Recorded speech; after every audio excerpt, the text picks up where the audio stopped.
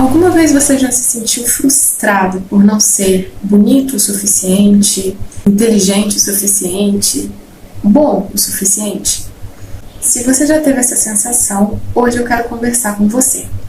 Meu nome é Thalita Mota, eu sou terapeuta integrativa e no vídeo de hoje eu quero aprofundar um pouquinho a conversa sobre o ego que a gente veio tendo nos últimos dias e falar para vocês de um processo que a gente tem observado acontecer na nossa sociedade, que pode gerar muita frustração nos indivíduos e como você pode fazer para se livrar dessa lógica adoecedora.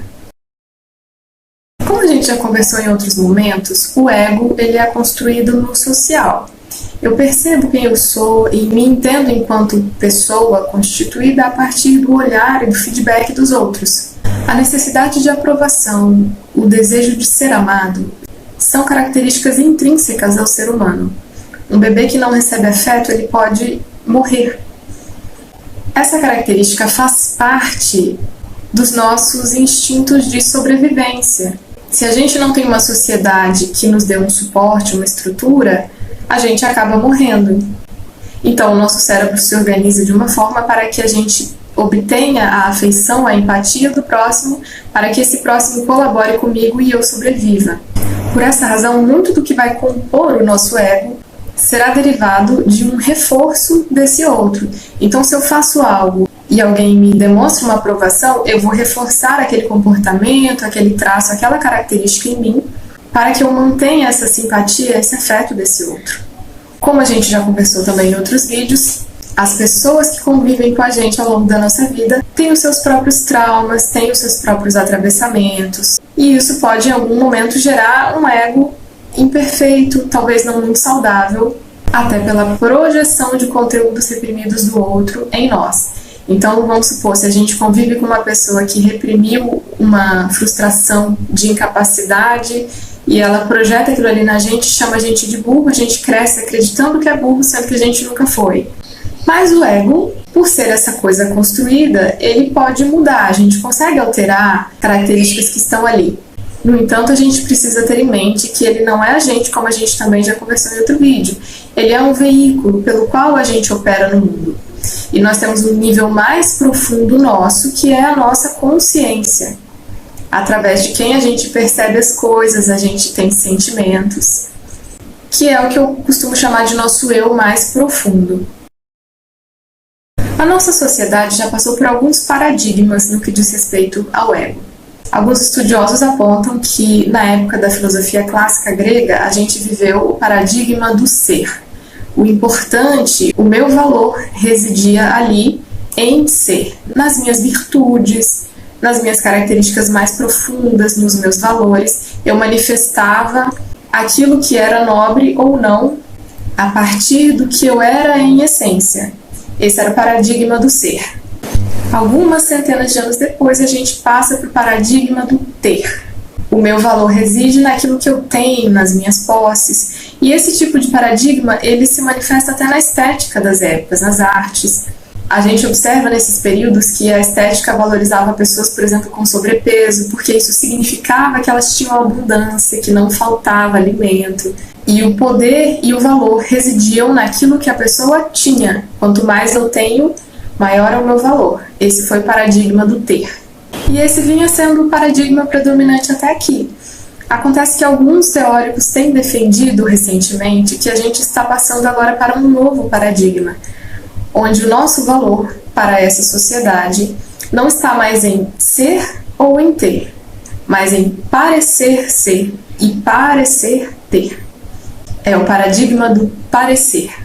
Isso seria derivado, segundo esses teóricos, de um fenômeno chamado de neonarcisismo, onde há um vício da aprovação do outro, onde eu me valido a partir de um olhar de aprovação de um terceiro. A essência das coisas não importa mais. Se eu sou e se eu tenho e não pareço, não vale nada. E aí a gente começa a entrar no centro da discussão do vídeo de hoje. Nós vivemos na era digital. Estamos conectados o tempo inteiro pelas redes sociais, a gente está se vendo o dia todo, está em contato com o outro o dia todo. E nas redes sociais, tudo é perfeito. Todas as pessoas são perfeitas. As peles são perfeitas, os olhos são perfeitos, os dentes são perfeitos, ninguém tem mais celulite, ninguém fica triste mais. E aí você está na sua casa, um ser humano normal, olhando aquilo ali e fala, caramba, só tem deuses e deusas nesse Instagram. E eu não sou um deus ou uma deusa. Eu não tenho esses dentes, eu não tenho esses olhos, eu não tenho essa pele. A grande questão é que eles também não têm. Isso é tudo uma grande ilusão. E os filtros e as fotos editadas estão nos trazendo nessa fase. E aí o que você faz? Usa filtro também, edita sua foto também, para não se sentir muito inferiorizado. Mas no fundo, você vai se sentir uma fraude, de certa forma, porque você sabe que você não é daquele jeito. Mas a cada like que você receber em uma foto postada, você vai ter uma liberação de dopamina. E o vício pela aprovação do outro vai aumentar. E você não vai conseguir sair dessa lógica de querer postar as fotos cada vez mais perfeitas e querer aparentar ser cada vez mais perfeito, aparentar ser e aparentar ter. E aí muita gente se endivida, parcela iPhone em 20 prestações, compra carro financiado, tudo para tentar manter uma aproximação de um padrão inatingível. E aí a gente chega ao ponto de ver um cenário de livros caindo atrás de um desembargador que queria parecer culto. Quanto tempo vocês acham que a sociedade vai conseguir aguentar esse nível de pressão em cima de si mesmo? Porque a sociedade é composta por indivíduos, e esses indivíduos estão todos submetidos a esse mesmo sofrimento de uma exigência de perfeição. Tem um pensador, que foi um psiquiatra e fundador da Gestalt terapia, que diz que exigências de perfeição limitam a capacidade do indivíduo de funcionar dentro de si mesmo. Por quê? Porque quando você fica nessa neura de correr atrás, de tentar conseguir tal coisa, porque o outro vai olhar para mim e vai gostar, porque a sociedade vai achar bonito, você acaba deixando de lado a pessoa mais importante da sua vida, que é você. A maneira da gente contornar isso é aprendendo a se desidentificar do ego, que são essas vozes do social dentro da gente, e encontrar a nossa essência dentro da nossa consciência para a gente saber o que a gente quer de verdade. Então essas frustrações, essa sensação de insuficiência, de não ser bonito o suficiente, não ser bom o suficiente, vem dessas exigências de perfeição da sociedade que não são reais. A perfeição é uma ilusão. E para sair dessa lógica adoecedora, a gente precisa vencer o vício de aprovação do outro, vencer esse neonarcisismo que nos coloca como reféns de um olhar de um terceiro para que eu me valide. Quando eu consigo superar esse vício, eu consigo me sentir realizado a partir dos meus próprios desejos e da minha própria subjetividade. Ok, Thalita, como eu posso fazer isso? Eu vou passar duas formas de você se reconectar com aquilo que é mais essencial seu, silenciar um pouco essas vozes externas dentro de você. A primeira forma, eu já falei por aqui, que é o chamado jejum de dopamina.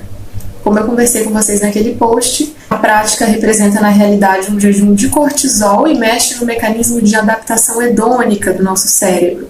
A gente vai reduzir um pouco essas descargas de gratificação da dopamina durante um período, e isso vai permitir que, distanciado dessa recompensa que vem da validação externa, a gente se conecte com os sentimentos mais profundos que habitam na gente. Nesse post do jejum de dopamina tá tudo explicadinho lá para você saber como fazer e por quê. A segunda forma de distinguir o que é seu e o que é a necessidade de aprovação do social é jogar consciência sobre os seus desejos, vontades, sentimentos e pensamentos. Como assim? Tudo aquilo que for seu, à medida que você joga consciência sobre aquilo ali, ele aumenta. E tudo aquilo que for de fora, que for algo internalizado do social, vai diminuir diante da consciência. Como que eu jogo consciência sobre as coisas? Meditação e mindfulness. Durante a prática meditativa, o nosso grande exercício é observar o pensamento indo e voltando. Nesse processo, você consegue diferenciar muito bem aquilo que está passando daquilo que fica, que é você e a sua consciência.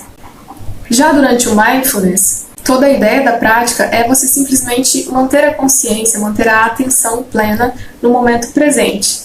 E nesse processo, quando você estiver experimentando, por exemplo, uma emoção, uma sensação, a prática vai consistir em jogar a consciência para aquilo ali. E aí você vai conseguir observar esse processo de ver se o sentimento aumenta ou diminui diante da luz da consciência. Na prática, como que isso funcionaria? Vamos supor, passei uma situação estressante, senti raiva. O Mindfulness consistiria em eu perceber essa raiva. Então eu vou prestar atenção nas minhas sensações, nos meus sentimentos e olhar para aquela raiva dentro de mim. Quando você faz isso, quem pratica vai identificar muito essa situação. Quando você observa, aquilo simplesmente diminui, a raiva vai embora muito rápido quando você olha e deixa ela passar. Agora, experimenta fazer isso com o amor, por exemplo. Se você ama alguém e você reflete sobre esse sentimento, pensa sobre o amor, ele aumenta. Porque o amor é seu. A raiva é efêmera, é do ego. Então, por que essas práticas vão resolver essa sensação de não se sentir suficiente, essa frustração, essa baixa autoestima? Porque quando você está olhando para fora, buscando essa validação no olhar de terceiros, você está atrás de uma descarga de dopamina que dura um pouquinho de tempo e que gera um vício, além de estar correndo atrás de uma perfeição, de um algo que não é atingível, de uma bolha que a nossa sociedade criou, que é insustentável. Mas quando você olha para aquilo que é seu na sua essência, você vai passar a se pautar por parâmetros que são internos. E assim você vai conseguir satisfazer esses parâmetros, porque eles são os seus. É claro que nós não somos ilhas e ninguém se salva sozinho. A gente continua sendo parte dessa sociedade e as coisas vão nos afetar em um nível ou em outro. Mas quando você tem esses exercícios fortalecidos na sua vida, você adquire uma liberdade interna que te traz mais paz, que te traz mais satisfação pessoal e realização. Bom, eu fico por aqui. Se você quiser estender essa conversa aqui nos comentários, fique à vontade. Se tiver alguma pergunta, alguma dúvida, pode deixar aqui também que eu respondo assim que puder. Espero que essas dicas sejam úteis para que você tenha mais satisfação na sua vida. Fique com Deus e até o próximo vídeo.